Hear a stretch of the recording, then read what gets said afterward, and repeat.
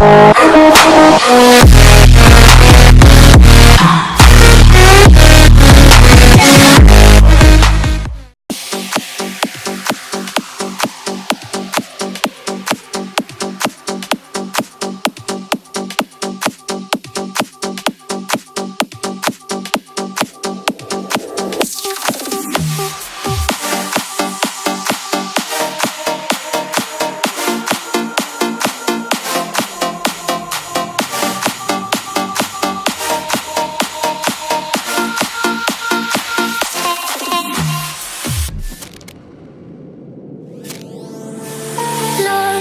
in your mind, I wanna know, am I losing my mind?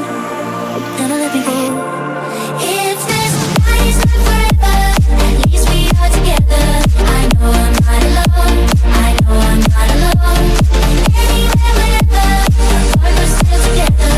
I know I'm not alone, I know I'm not alone.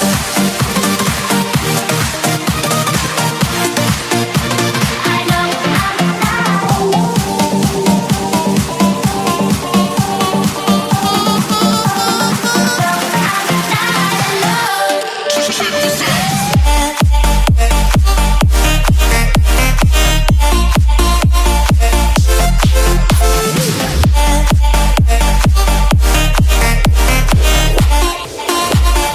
put your hands up in the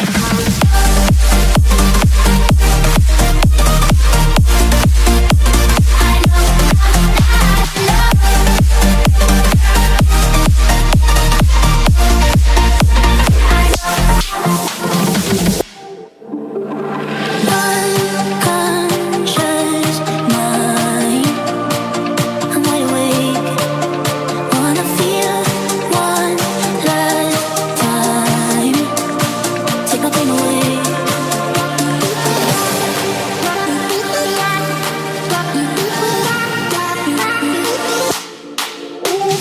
Night is not forever, at least we are together.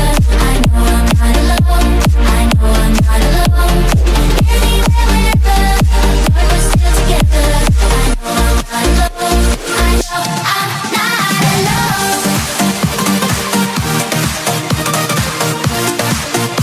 I know I'm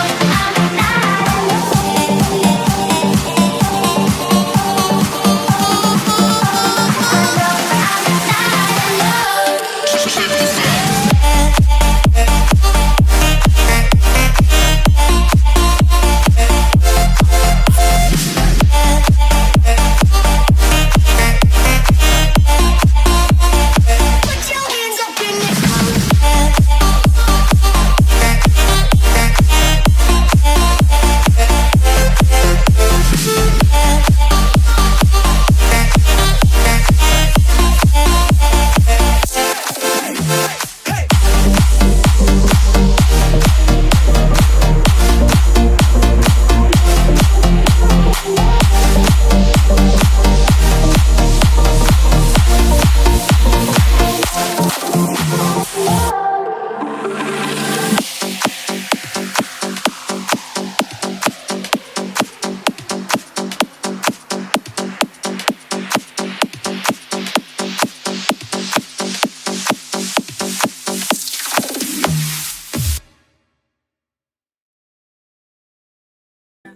Hình James featuring Big Boy. Bê không có Oh one five, oh one five. nên là lên đồ.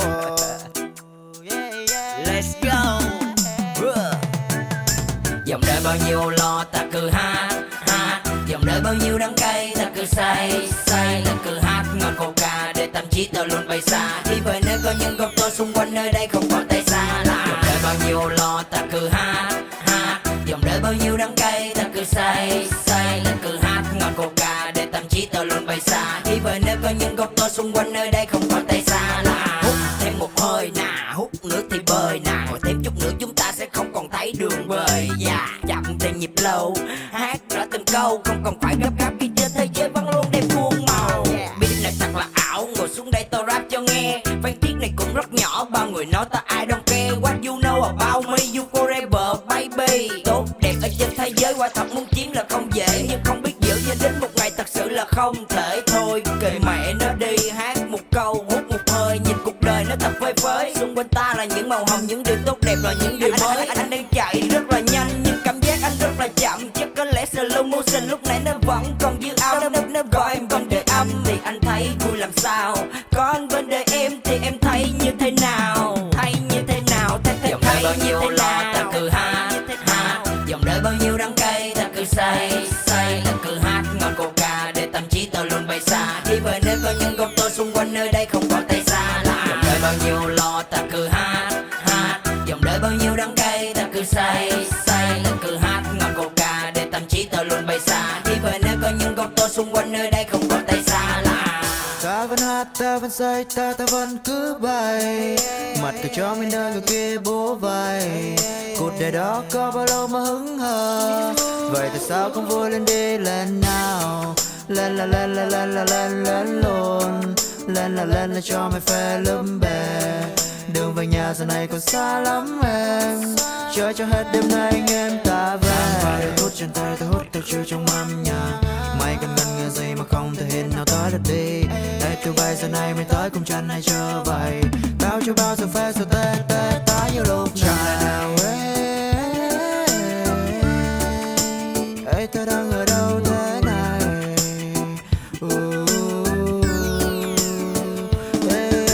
Dòng đời bao nhiêu lo ta cứ hát hát, dòng đời bao nhiêu đắng cay ta cứ say say, ta cứ hát ngọn coca để tâm trí ta luôn bay xa. Đi về nơi có những góc tôi xung quanh nơi đây không còn tay xa lạ. Dòng đời bao nhiêu lo ta cứ hát hát, dòng đời bao nhiêu đắng cay ta cứ say say, ta cứ hát ngọn coca để tâm trí ta luôn bay xa. Đi về nơi có những góc tôi xung quanh nơi đây không còn tay xa lạ. Dòng đời bao nhiêu lo ta cứ hát hát, dòng đời bao nhiêu đắng cay ta cứ say say, ta cứ hát ngọn coca để tâm trí ta luôn bay xa. Đi về nơi có những góc tôi xung quanh nơi đây không còn tay xa lạ. Dòng đời bao nhiêu lo ta cứ hát hát, dòng đời bao nhiêu đắng cay ta cứ say say, ta cứ hát ngọn coca để tâm trí ta luôn bay xa. Đi về nơi có những góc tôi xung quanh nơi đây không còn